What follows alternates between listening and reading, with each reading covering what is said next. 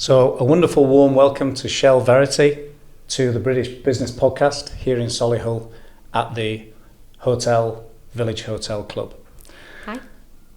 It's amazing to have you on, having had some insights into your book over the last few days.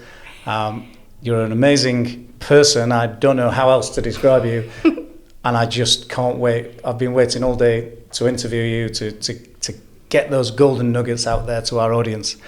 If you wouldn't mind, would you please start the journey for us, telling us a little bit about you, but also that wonderful book there, why you wrote it. Well, first and foremost, my favourite colour happens to be purple, if you haven't already noticed. And I am most definitely not normal, so that would probably be the best thing that I can say. And the whole reason about writing this book was, firstly, it was a story from my heart. It's about me, but also it's about celebration, because all of us at some point think and feel that we aren't normal, that we're not accepted for who we are, we don't fit in, however way we've been brought up or what that looks and feels like.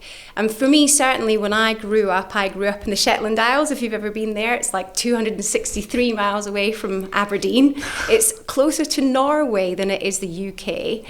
And I was the only mixed race child in 23,000 white people. So if you can imagine trying to fit in and be enthusiastic about things and understand your world and your life, as much as I was a happy-go-lucky kind of child, it was quite a devastating situation for me to be in. So I was brought up by amazing parents, but they're both white. One's agnostic, one's Jewish.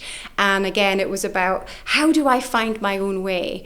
And I think from about the age of 3, I started thinking about, what do people do? And I was literally known as the whirlwind. I was just like, woof. And I think if my parents had ever had children of their own, they probably would have had like a little librarian who was very studious. But I was into absolutely everything. Now, the thing with me is I didn't actually have a television until I was 7. So I had no idea what was on telly. I was just so busy doing stuff. So my dad used to do leather work. We'd do all the Appellier stuff, the Vikings. We'd grow stuff. We'd go and just explore.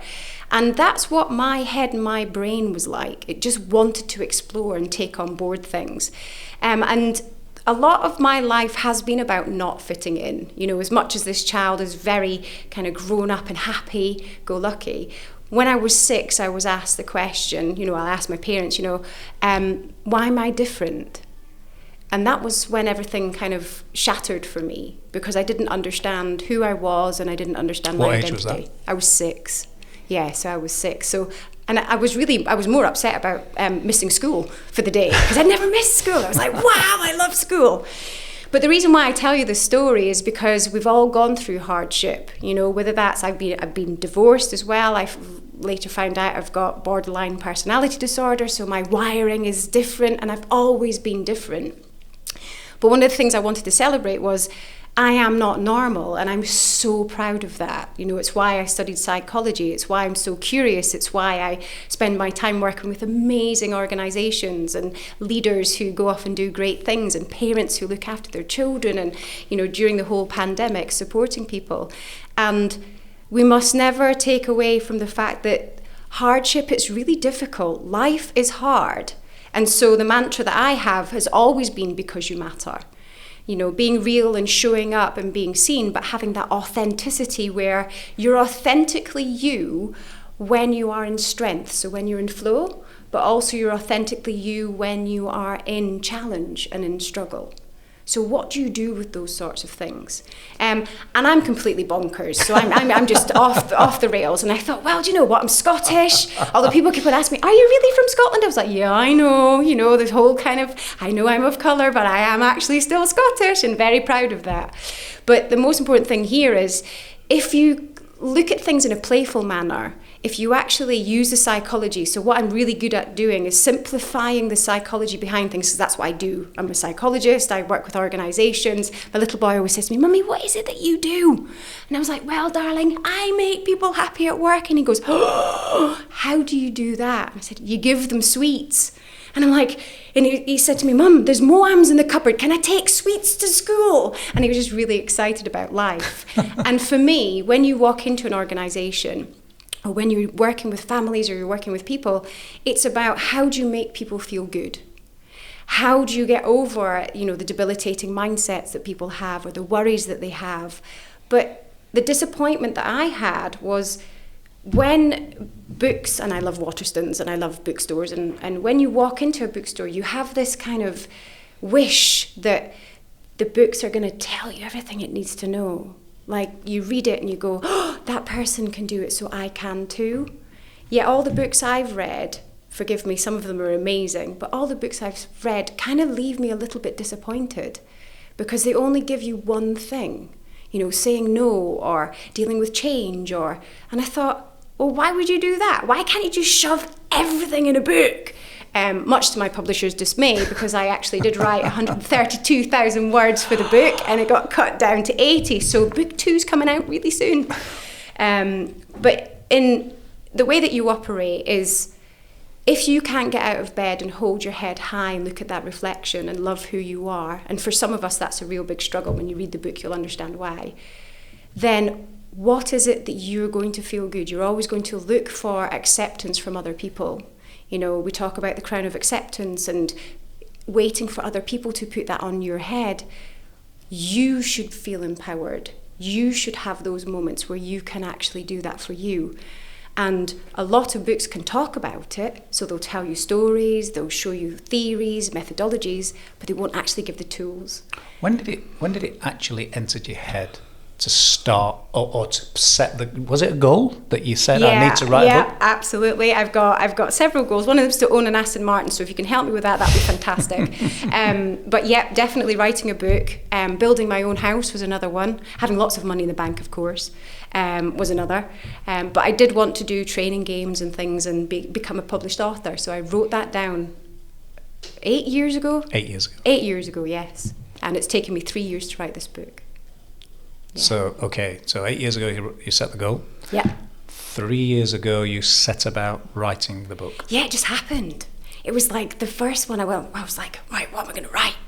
And I thought, oh, I'll write it down. Because I used to do poetry and I thought, I'll write it down. And I started writing. The very first one that came out was chapter 1. It stayed there. And it was the I am not normal. And then, of course, it was abso-fucking-lutely because, I'm Scottish and Scottish Tourette's has to come out. And then I thought, I'm going to have loads of fun with this because, why not? Yeah. Why not be playful? Why not have that? And I'm Scottish, so I can get away with that. But then why not be playful? Why not then use that as a way to release the tension? I call it the pressure cooker of life. Yeah. Just release that tension and talk about stuff that people don't normally talk about in books and tell the story like it is and have renditions about things.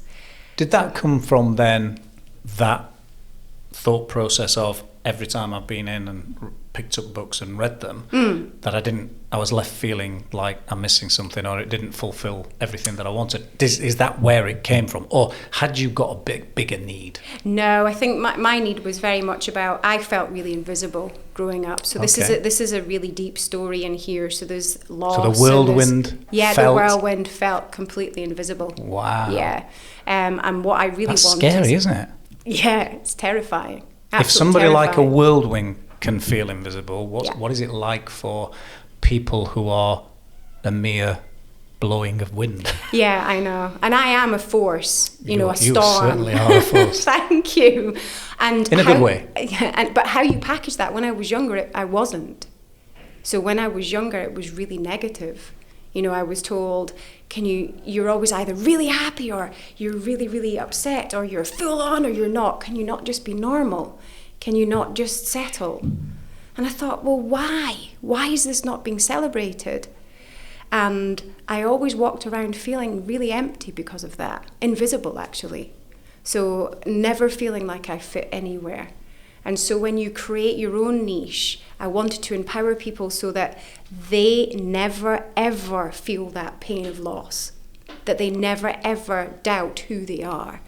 But to do that, you have to give people real tools. You can't just talk about it. You can't just say, oh yeah, this is how you do it and how I've done it. You have to equip people. So this is a journey of 21 life lessons through everything that you can dip in and out of, and the real stuff. So this came from when the pandemic went down, I lost all of my business. So all of my business went completely kaput. Can we go back? Because getting to that bit is we've almost fast forwarded. Okay. I don't want to miss the good bits. Okay. So, what was the business you were in before that pandemic? Yeah. So I've always been in psychology. Okay. So I've always worked with psychology. I was really lucky. I studied communications and psychology at university. I worked for a corporate psychologist. I was the only one in my year to get into the field. I was very excited. Wow. I then worked with Ian McLaughlin, and I worked with Brian Whittle, and we did all of the Olympic stuff. And yeah, so I started to understand the psyche of people so high using profile. psychology. Yeah, excellent. Yeah, I really enjoyed that. And then I worked for Jenner's, so the oldest independent department store in the world. And that's when I was introduced to training. And that was just my whole world just like exploded then. Were they a client, or did you go in to work for them? No, I went in to work for them. So when I left Ben Williams, we'd done management development training. Okay. And then I went into the Olympic side of things with Brian, and we'd started to do, that was when big companies like Royal Bank of Scotland, for example, were helping people understand motivation connected to motivation. And so he'd talk about losing his shoe, and we'd talk about what does that mean, and it's fun. It was really nice, and Chris Akabusi laughs a lot. So yeah, they're really nice guys.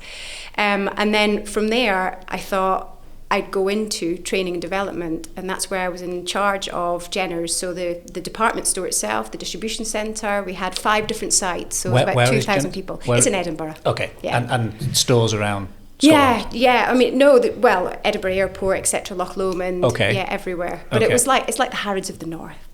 Okay, so that's... Yeah. It doesn't exist anymore. But okay, because there will be a portion of our listeners that won't have been... No. And understand who Jenner's are. No, it's beautiful. It's genuinely like the Harrods of the North. They did everything from scratch. They had chefs that used to come in and make beautiful scones. I mean, I love cakes, as you know. There's even a cake recipe in the book. But in terms of, doing things in a delightful way, that was what that store represented. And it was just amazing. So how did you get the job? What happened? A leap of faith, I think. So I was just put forward, and they liked my personality. That was it. It does go before you, doesn't it? And that was it. You see the personality and the whirlwind coming, yeah. And then you turn up.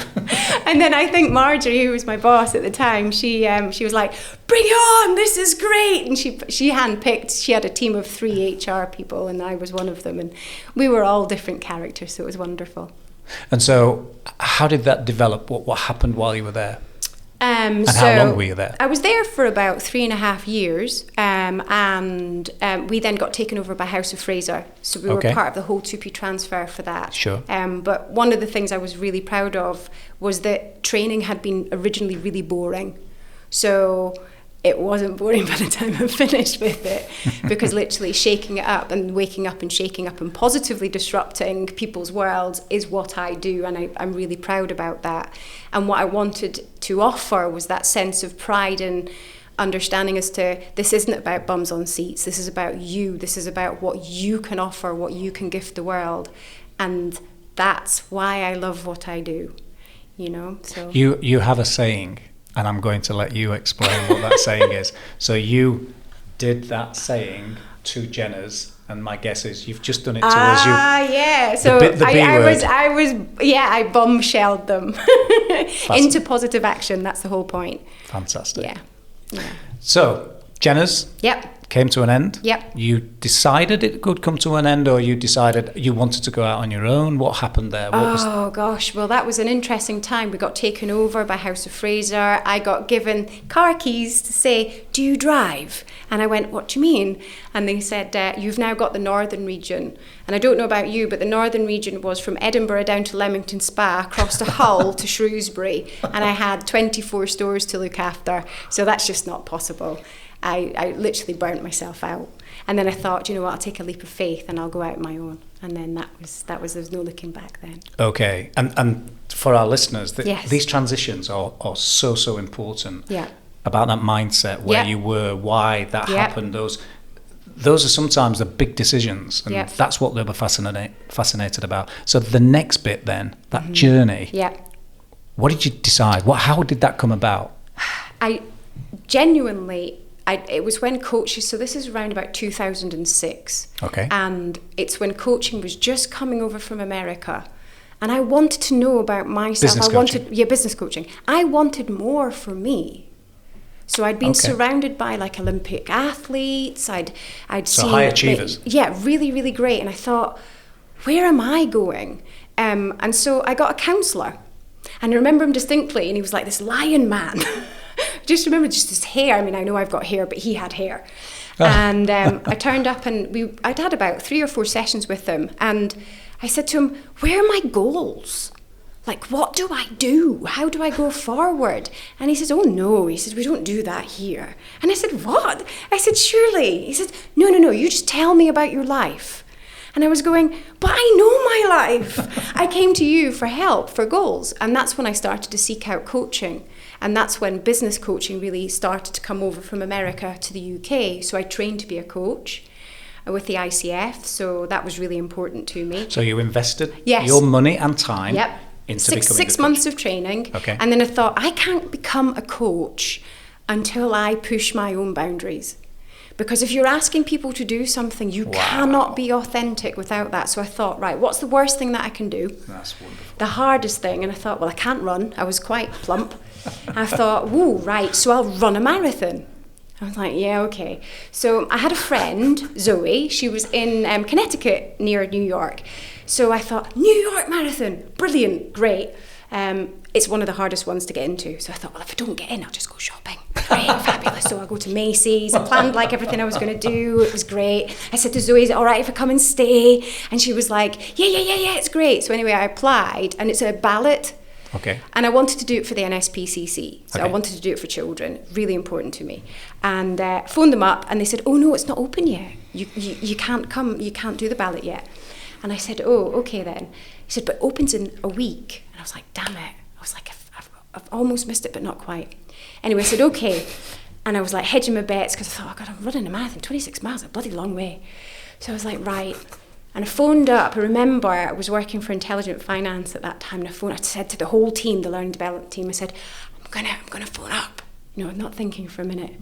And phoned up. And the woman went, oh, yes, that's fine. Yes, the NSPCC, yes, the ballot is open. And I went, great. She went, we have 80 places. I went, yes, I know. She said, oh, you're so lucky. And I went, uh-huh. She said, you've got the 79th. And I went, really? She went, yeah. I went, great. And that meant it was real. Yeah. So then I had to train and I had to do that. So we trained. It was the most amazing thing I have ever done. So is that because you went outside your comfort zone? I went outside of everything. I mean, I phoned my dad up and I said, I'm going to be running the New York Marathon. He said, don't be ridiculous. Really? Yeah. So the first thing... So he knew that wasn't you? The first thing he said to me, he said, you'll never do that. And I didn't know whether or not to take that as a challenge or take that as he genuinely didn't believe in me. Yeah. So it was a real double-sided coin for me. And I thought, I'm going to do it. Then I had problems with my knees. Genuinely had problems with my knees. And I went to a physio. And I remember, he was from Newcastle. Now, I'm not going to do the accent. You could give it a go if you want, but I can't. And he said to me, oh, pet. And I went, I'm running the New York Marathon in 4 days. I'm flying over. And he just shook his head. He went, and I went, what's the matter? And he said, you have the smallest knees I've ever seen. He said, if you run, you're going to damage your knees beyond repair. And I said to him, okay, so I have a choice. I said, my choice is such. I could choose not to do it and explain. I could choose to do it and damage myself. Or I could just choose to do it. I said, so on the QT, what drugs do I need to take so that I can actually run and it'll be fine? I said that are legal, of course. And I ran it. I wanted to run it in 4.5 hours. I ran it in 5 hours 36. I crossed the line with Katie, it was Tom Cruise's wife. So Katie Cruise, it just happened to be at the same time. I didn't make the New York papers because my number was 36,000 something or other, blah, blah, blah. But I did get the medal and it was the most amazing experience of my life. And the knees? The knees are knackered. But 2 years later, I did a cycle. So I changed the way I was going to use my body for that. The dynamics. Yeah. But I do remember having the medal. The medal's bronze. I still have it. And I was in so much pain, and I went to a spa to go and get a massage at the end of it. And it was the year that Paula Radcliffe won. So it was 2007. And I remember saying, oh, I'm so chuffed with Paula, she's won, it's amazing. And the woman turned around to me and said, oh, and she looked down at my medal and she said, did you come third? And I went, it did have a 3 in it, yes. Thank you so much for thinking I might have. And you don't want to shatter anyone's illusions. And I just thought, actually, for me, I'd won that day. Absolutely. It was amazing. So, yeah. So, the next stage. Yeah. Because you set out that goal because yes, to become a coach, yes, you had to go through hardship, yes, so that you could say to people, listen, I've been where you are, yep, and I can help you go to the next level. Yeah. And I know how difficult that is. Yeah. So what happened next? Oh, wow. Okay. So I opened up my business, Self Value. And at that same time, I was looking for my own self, actually. So I was searching for self-value. And I was looking for my own life, really, because at that point, I didn't know my heritage. I'd not met my birth family. I'd not met anything, really. And so that whole time, branching out on my own to take the leap was also about finding my own identity. So that was, and I think when you talk about this is a fun book, but it's a very deep book because it talks about, how you lose things, how you find things, the hardships that you have personally. So yeah, the way you've crafted that in the book. Yeah. You go from deep, yep, laugh, yep, cry, yep, in the middle. Yeah. How you've done that is really, really powerful. Okay.